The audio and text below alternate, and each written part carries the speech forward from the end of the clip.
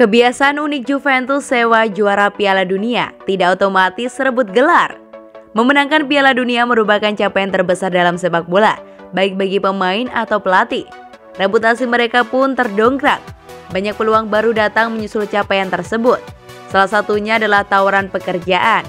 Di sini Juventus layak disebut sebagai organisasi yang tergoda akan kesuksesan mereka. Klub asal Italia itu tercatat sebagai organisasi yang paling sering memperkerjakan juara Piala Dunia sebagai pelatih. Ada 11 nama yang mereka sewa untuk menangani tim. Virginio Rosetta jadi sosok pertama yang kemudian menjadi kebiasaan Juventus membela senyumnya tua sejak 1923 setelah dibeli dari Pro Vercelli. Dia membawa Italia menjuarai Piala Dunia 1934. Rosetta kemudian dipercaya menangani tim setahun berselang. Gantung sepatu pada 1936. Dia melatih tim hingga 1939. Rosetta mempersembahkan satu titel yaitu Coppa Italia pada tahun 1938. Selain Rosetta, senyumnya tua juga memperkerjakan 6 ex-anggota Italia yang memenangkan Piala Dunia pada tahun 1934. Mereka adalah Umberto Caligaris, melatih Juventus pada tahun 1939 sampai 1940. Giovanni Ferrari melatih pada tahun 1941 sampai 1942. Luis Monti pada 1942.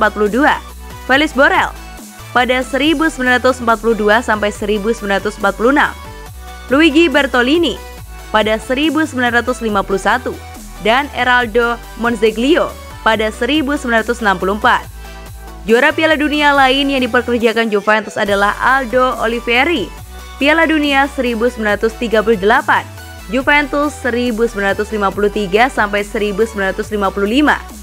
Dino Zoff, Italia 1982, Juventus 1988 sampai 1990. Didier Deschamps, France 1998, Juventus 2006 sampai 2007. Dan terakhir Andrea Pirlo, Italia 2006, Juventus 2020-2021. Dari nama di atas hanya Deschamps yang bukan warga Italia. Patut juga dicatat kebijakan menyewa juara Piala Dunia tidak otomatis berbuah prestasi. Mayoritas dari penghuni daftar itu gagal mempersembahkan gelar. Zoff jadi nama terbaik dengan merebut Coppa Italia dan Piala UEFA 1990. Marcelo Lippi menangani Juventus dalam 2 periode pada 1994 sampai 1999 dan 2001 sampai 2004. Masalahnya itu terjadi sebelum dirinya membawa Italia memenangkan Piala Dunia 2006. Alhasil dia tidak masuk daftar. 16 Bianconeri dipanggil untuk memperkuat tim nasionalnya. Jeda internasional Oktober ada di depan kita. 16 Bianconeri menerima panggilan untuk mewakili tim nasional masing-masing di ajang internasional. 6 pemain Italia dari tim Juventus, yaitu Federico Bernardeschi, Leonardo Bonucci, Giorgio Chiellini, Federico Chiesa, Moiskin, dan Manuel Locatelli yang akan berhadapan dengan Spanyol pada 6 Oktober di semifinal pertama ajang Nation League. Semifinal kedua melibatkan Belgia dan Prancis, André Rabiot, dan akan bermain di Allianz Stadium milik Juventus pada Kamis 7 Oktober. Dua semifinalis pemenang akan bertarung memperebutkan medali emas ajang Nation League pada Minggu malam 10 Oktober. Ada juga ajang kualifikasi Piala Dunia 2022 untuk Aaron Ramsey, yang tim Walesnya akan menghadapi Republik Ceko pada 8 Oktober dan Estonia pada 11 Oktober. Serta Matthijs de Ligt yang akan memperkuat Belanda berhadapan dengan Latvia pada 8 Oktober dan Gibraltar pada 11 Oktober. Dalam pertandingan kualifikasi Piala Dunia lainnya yang berlangsung di Eropa, Polandia dan Wojciech Szczesny akan bertanding melawan San Marino pada 9 Oktober dan Albania pada 12 Oktober. Sementara Dejan Kulusevski akan bermain dengan Swedia untuk pertandingan mereka melawan Kosovo pada 9 Oktober dan Yunani pada 12 Oktober.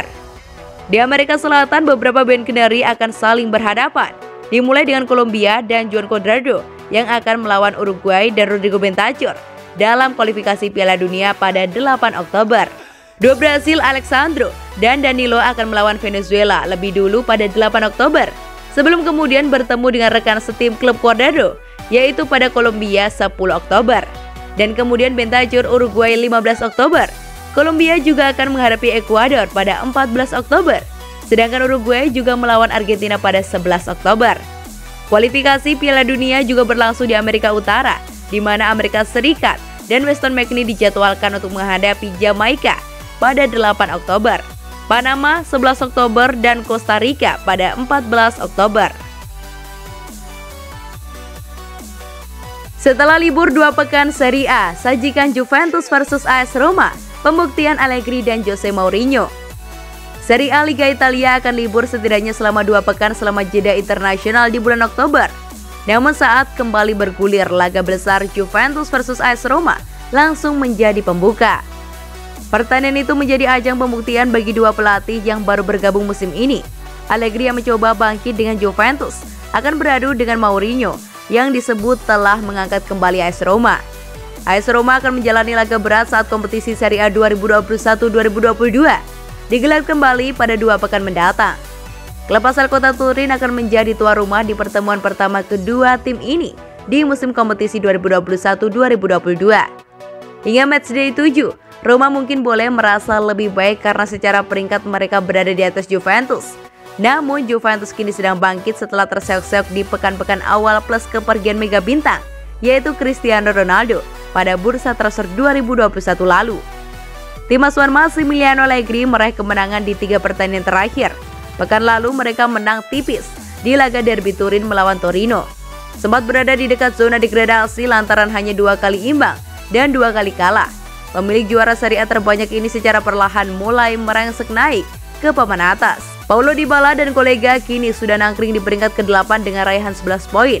Performa sebaliknya diperlihatkan AS Roma, menang di 3 pertandingan secara beruntun.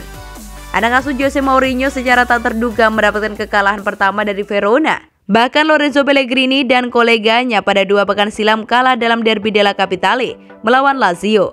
Hasil tersebut membuat margin Juventus dengan Roma kini hanya berjarak 5 poin. Terpleset di laga nanti pastinya akan membuat Juventus kian mendekat nilai saat ini diraih oleh klub asal kota Roma.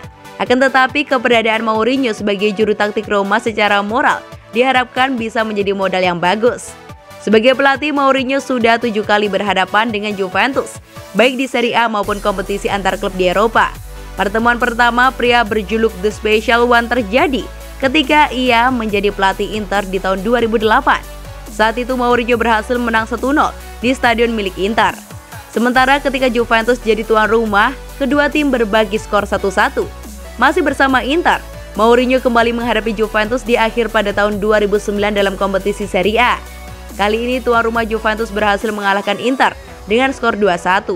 Namun Mourinho bersama Inter berhasil membalas kekalahan itu dengan skor yang sama ketika kedua tim bertemu di ajang Piala Italia.